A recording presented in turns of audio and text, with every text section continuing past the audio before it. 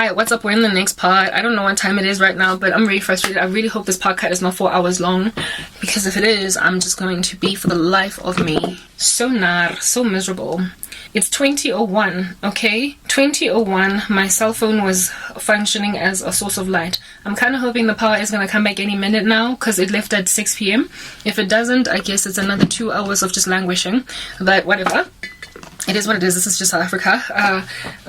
We deal. Very soon I'm going to be among the elite of this world, of this country, but I don't want to be there, in the sense that my mother's gotten solar panels, and so I'm going to be among the few privileged South Africans that don't have an issue with power cuts. But it'll still be, I guess, a hard cry for me that this is the country. I don't want to be in South Africa, because I don't want to be living in a nation where, in order for you to have some kind of a semblance of a decent life, you have to be either upper middle class, upper middle income, or super wealthy or super rich. Everybody else just has to deal with a decrepit, decimated country that's going from bad to worse. The disparities of wealth of which are getting larger and larger.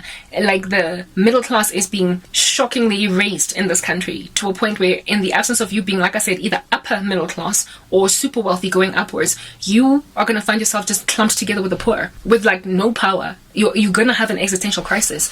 I was speaking about Nazi Germany, and how it is that the people of Germany also got given a bad reputation because they stood by their government, or at least they were complacent.